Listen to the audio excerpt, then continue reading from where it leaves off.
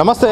తెలంగాణ రాష్ట్రంలో స్థానిక సంస్థల ఎన్నికల వేళ మాత్రం పెద్ద ఎత్తున అయితే బీసీ రిజర్వేషన్ల అంశంపై అలాగే మిగతా చాలా అంశాలపై ప్రధానంగా చర్చ జరుగుతుంది. మనతో పాటు టీపీసీసీ ప్రధాన కార్యదర్శి చనగాని దయాకర్ గారు ఉన్నారు. జరుగుతున్న పరిణామాలపై మాట్లాడే ప్రయత్నం చేద్దాం. చట్టబద్ధంగా 42% రిజర్వేషన్లు ఇస్తామని చెప్పి ఈరోజు గ్రామ స్థాయిలో జరుగుతున్న పంచాయతీలో మాత్రం కేవలం పార్టీ పరంగా రిజర్వేషన్లు అలాగే పాత పద్ధతిలో రిజర్వేషన్లు ఇచ్చి మోసం చేసిందని కూడా ఇటు బీసీ సంఘాలు ఇటు ప్రతిపక్షాలు కూడా విమర్శిస్తున్నాయి. ఇప్పుడు కామారెడ్డి డిక్లరేషన్లో కాంగ్రెస్ పార్టీగా 42% రిజర్వేషన్లు ఇవ్వాలనేది మనం నిర్ణయించినాం. దానికి అమలు కోసం కూడా కులగణన చేసినాం, డెడికేషన్ కమిషన్ వేసినాం.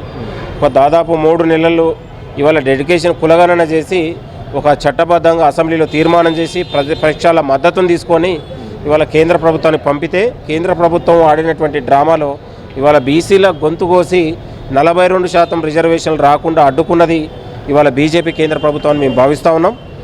బీసీలకు పెద్దపీట వేసే దగ్గర రిజర్వేషన్లు కల్పించే దగ్గర కాంగ్రెస్ పార్టీ ఇప్పుడు కూడా వెనుకపోదు. బీసీల ఎజెండా బడుగు బలైన వర్గాల ఎజెండానే కాంగ్రెస్ ఎజెండా ఉంటుంది. కాబట్టి ఇవాళ పార్టీ చట్టబద్ధంగా రాజ్యాంగబద్ధంగా ఇవ్వలేం కాబట్టి ఇవాళ మేము పార్టీ పరంగా కూడా ఈ యొక్క రిజర్వేషన్లు పెంచాలని మేము నిర్ణయించుకున్నాం. ఎందుకు రిజర్వేషన్ విషయంలో అంత తొందరగా ఎలక్షన్లకు వెళ్లాల్సి వస్తుంది? మార్చి లోపు నిధులైతే మాత్రం వచ్చే అవకాశం ఉందిగా, అంత తొందరగా పార్లమెంట్ సమావేశాలు కొద్ది రోజుల్లో ఉన్న కారణంగా ఎందుకు అంత ముందు తొందర ఎందుకని కూడా విమర్శలు వస్తున్నాయి. ఒకవైపు కోర్టు కూడా మనకు తొందర పెడతా ఉంది, ఎలక్షన్ కమిషన్ కూడా ఒక డెడ్ లైన్ ఇచ్చింది స్థానిక సంస్థలు జరపాలనేది. ఒకవైపు దాదాపు 5 ఏళ్ళుగా గ్రామాలలో సర్పంచులు లేక అభివృద్ధి కుంటపడింది. అక్కడ ఉన్నటువంటి సంక్షేమ పథకాలు వెళ్ళడం కూడా ఒక ఇబ్బందికరంగా ప్రజలకు ఒక జవాబుదారీగా ఉండే విధంగా, ఒకవైపు అదేవిధంగా మనం 3,000 కోట్లు 15వ ఆర్థిక మండలి వ్యవస్థ ఏదైతుందో మనకు 3,000 కోట్లు మార్చి 1, 2026 నిధులు కూడా మళ్ళీ అవి దారి మళ్లించే అవకాశాలు ఉన్నటువంటి సందర్భంలో వాటన్నిటిని తీసుకొచ్చి మళ్ళీ గ్రామ పరిపాలన చేయాలి, గ్రామ స్వరాజ్యం తీసుకురావాలి. గతంలో 10 ఏళ్లలో గ్రామాలు మొత్తం కూడా పూర్తిగా నిర్లక్ష్యం కాబడినాయి. ఇవాళ గ్రామాలలో అభివృద్ధి లేక అనేక విధాలుగా ఉన్నాయి. ఇవాళ చేసిన పనులకు పెట్టిన బిల్లులకు నిధులు రాక అనేక మంది సర్పంచులు ఆత్మహత్యలు చేసుకున్నా ఉన్నారు.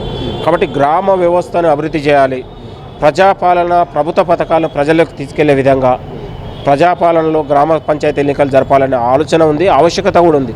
ప్రజల నుంచి కూడా అనేక విజ్ఞప్తులు ఉన్నాయి, ప్రజల నుంచి డిమాండ్ ఉన్నది. కాబట్టి తెలంగాణ ఉన్నటువంటి బీసీ సమాజం కూడా గమనించింది. ఇవాళ బీసీల కోసం తీసుకున్నటువంటి కృషి కావచ్చు, ప్రభుత్వం తీసుకున్నటువంటి ఆలోచన కావచ్చు, ప్రజలందరూ కూడా గమనించిండ్రు. కాబట్టి బీసీలతో పాటు సంక్షేమ పథకాలు అందుతున్నటువంటి లబ్ధిదారులు కూడా కాంగ్రెస్ పార్టీ వైపే ఉన్నారు, మాతోనే ఉన్నారు. రేపు జరగబోయే 12,760 గ్రామ పంచాయతీ సర్పంచులు కాంగ్రెస్ పార్టీ దాదాపు 10,000కు పై చిలుకు కాంగ్రెస్ పార్టీ అభ్యర్థులను గెలిపించుకోబోతూ ఉంది.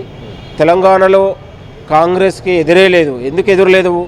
సంక్షేమ పథకాలు ఇవ్వగలుగుతున్నాం, లబ్ధిదారులను గుర్తించగలిగినాం, పేద మధ్యతరగతి ప్రజలకు కావాల్సిన అవకాశాలను గుర్తించింది ప్రభుత్వం. కాబట్టి ఇవాళ సన్నబియ్యం లాంటి ఉచిత కరెంట్ లాంటి ఒక ఉచిత కరెంటు ద్వారా ఒక పేదవాడికి దాదాపు సంవత్సరానికి 7,200 రూపాయలు ఇవాళ ప్రభుత్వం చెల్లిస్తూ ఉంది. అంటే ఒక భారాన్ని తగ్గించడం.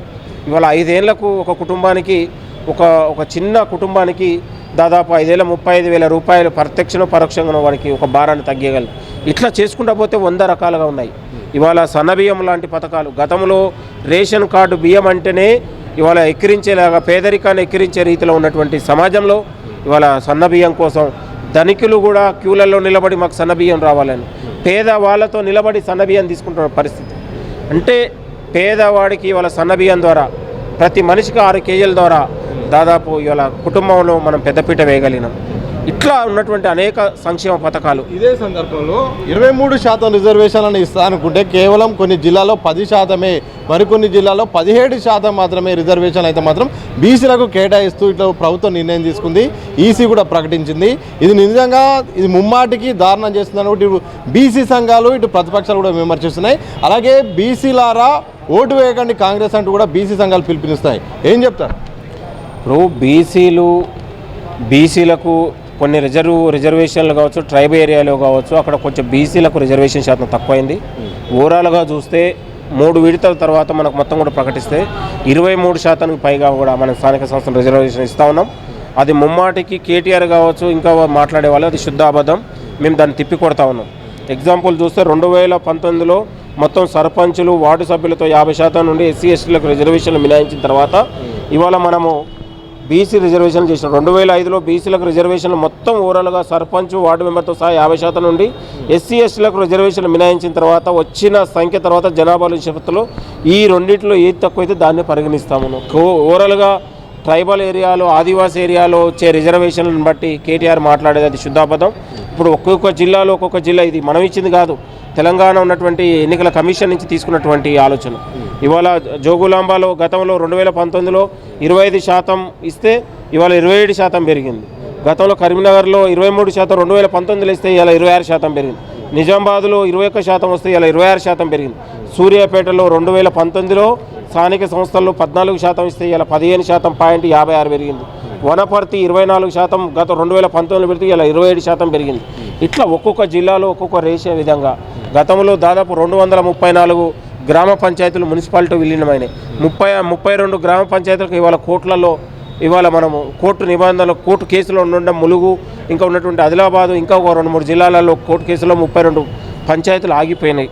ఇట్లా ఉన్నటువంటి ఏ రేషియోలో చూసుకున్నా మనము గత 2019లో పోలిస్తే మనము బీసీలకు సర్పంచ్ రిజర్వేషన్లు పెరిగినట్లాగానే చూసుకోవాలి. వాళ్ళు ఇచ్చింది గతంలో దాదాపు 21% ఇవాళ మనం ఇస్తుంది 23.2% మనం ఇవ్వబోతా ఉన్నాం. అంటే 50%కి మించొద్దన్నటువంటి సుప్రీంకోర్టు ఆదేశాల మేరకు ఎస్టీలకు 10%, ఎస్సీలకు 15% పోతే మనం ఇవ్వగలుగుతా ఉన్నాం. కాబట్టి మిగతా ఉన్నటువంటి మనం పార్టీ పరంగా కూడా 42% నుంచి 50% వరకు ఇచ్చే ఆలోచనలో మనం అందరం కూడా ప్రక్రియ స్టార్ట్ అయింది. ఇట్లా దీనిపైన అబద్ధపు ప్రచారాలతోని ఇవాళ కేటీఆర్ చేస్తున్న వాక్యాల్ని మేము తీవ్రంగా ఖండిస్తా ఉన్నాం. బీసీలకు మాకు ఒక చిత్తశుద్ధి ఉంది. బీసీలకు రిజర్వేషన్ల అంశంలో కాంగ్రెస్ పార్టీ కూడా ఎప్పుడు వెనకకపోదు. ఒక రాజ్యాంగబద్ధంగా ఉంది కాబట్టి ఇవాళ మనం చేయలేకపోయినాం. అనేక విధాలుగా మనం పోరాడినాం. న్యాయస్థానాల్లో కావచ్చు, ప్రజాస్వామ్యంగా యుతంలో కావచ్చు, ధర్నాలు చేసినాం, పోరాటాలు చేసినాం, అన్ని పార్టీలు ఏకం చేసినాం. ఇవాళ బీసీ బిలువ న్యాయస్థానాల్లో అనుభవం గల లాయర్లను తీసుకొచ్చి కొట్లాడినాం. అయినా కూడా కొన్నిసార్లు మనం చేయలేకపోయినాం. దాని తర్వాత త్వరలోనే మేము బీసీలకు పార్టీ పరంగా కావచ్చు, రానున్న ప్రభుత్వ పథకాల్లో కావచ్చు, ప్రభుత్వ నియామకాలలో కూడా మేము పెద్దపీట వేస్తాం. బీసీలను గుర్తించినటువంటి పార్టీ ఇది. బడుగు బలహీన వర్గాల ఎజెండాగా ముందుకెళ్తున్నటువంటి పార్టీ. కాంగ్రెస్ పార్టీని ఎవరు శంకించాల్సిన అవసరం లేదు. మాకు సామాజిక న్యాయ ఎజెండా మాకున్నది. కాబట్టి దీన్ని అందరూ కూడా గౌరవించాలి. బీసీ సంఘాలతో పాటు బీసీ ప్రజలు కూడా కాంగ్రెస్ పార్టీ మన పార్టీ, మీ పార్టీ, ఇది మన పార్టీగా మీరు అందరూ కూడా గమనించాలి. ఇది పరాయి పార్టీ కాదు. పరాయి పార్టీ అంటే బీజేపీ, బీఆర్ఎస్ పార్టీలు మన ద్రోహం తలపెట్టే పార్టీలు. వాళ్ళని గుర్తించి గ్రామాలలోకి రాకుండా చేయాలని కూడా నేను తెలంగాణ ప్రజలకు పిలుపునిస్తా ఉన్నాను. ఇదే సందర్భంలో మరొక బీసీ అంశము, బీసీ నేత సంబంధించిన అంశం కూడా తెరపైకి వస్తుంది. ఈ నల్గొండ డీసీసీ అధ్యక్షుడు కైలాష్ నేత విషయంలో మాత్రం కోమటిరెడ్డి వెంకటరెడ్డి సీఎం రేవంత్ రెడ్డికి ఫిర్యాదు చేయడం, గతంలో అన్న మాటల దృష్టిలో ఆయన తీసేయాలని కూడా చెప్పడం, ఈ అంశం కూడా పెద్ద ఎత్తున చర్చ జరుగుతుంది. మీ ఉస్మానియా యూనివర్సిటీ బిడ్డగా, మీ జిల్లా బిడ్డగా జరుగుతున్న ఈ వ్యవహారాన్ని ఏం చెప్తారు? మేము స్వాగతిస్తూ ఉన్నాం. కైలాస్ విషయంలో అది ఏమైనా కావచ్చు, మేము పార్టీ ఒకవైపు నిర్ణయం తీసుకుంది. దాదాపు 33 మందికి అవకాశం ఇస్తే 14 మందికి బీసీలకు అవకాశం ఇచ్చింది. కోమటిరెడ్డి వెంకటరెడ్డి గారు తీసుకున్నటువంటి నిర్ణయం తన వ్యక్తిగత నిర్ణయం. అది పార్టీ నిర్ణయంలాగా భావించాల్సిన అవసరం లేదు. పీసీసీ అధ్యక్షులు గారు ఇంకా పార్టీ గారు ఈ విషయం పైన కూడా మాట్లాడతారు. దాని గురించి మనం లోతుగా చర్చించాల్సిన అవసరం లేదు. ఒకవైపు పార్టీ నిర్ణయించి తీసుకున్న తర్వాత దాని గురించి మాట్లాడాల్సిన ఏముండవు. ఖచ్చితంగా పార్టీని గౌరవించాల్సింది ఎవరైనా కూడా. అది మంత్రి అయినా ఇంకోరైనా పార్టీ ఇచ్చినటువంటి ఆదేశాలను మనందరం కూడా గౌరవించాల్సింది. మొత్తంగా బీసీ రిజర్వేషన్ల విషయంలో మాత్రం ప్రతిపక్షాలు అలాగే బీసీ సంఘాలు కూడా తప్పుడు ఆరోపణలు చేస్తున్నాయి. తప్పకుండా ఇచ్చిన మాట ప్రకారం అయితే మాత్రం ప్రజలందరికీ బీసీలకు రిజర్వేషన్లు కల్పిస్తాం. చట్టబద్ధంగా ఎన్ని అవకాశాలు ఉన్నాయో అన్ని ప్రయత్నాలు చేసినాం. కానీ అవకాశాలు లేకపోవడంతో ఇక పార్టీ పరంగా ఇవ్వడానికి సిద్ధమవుతున్నాం. భవిష్యత్తులో ఇటు విద్యా ఉద్యోగ అవకాశాల్లో ఎక్కడ అవకాశం వచ్చినా మాత్రం చట్టబద్ధంగా 42% బీసీలకు రిజర్వేషన్లు ఇచ్చేలాగా మాత్రం కోట్లాడతామని చెనగాని దయాకర్ చెప్పిన సందర్భం అయితే కనిపిస్తుంది. కెమెరా పర్సన్ ప్రవీణ్తో సత్య దిశా టీవీ, హైదరాబాద్.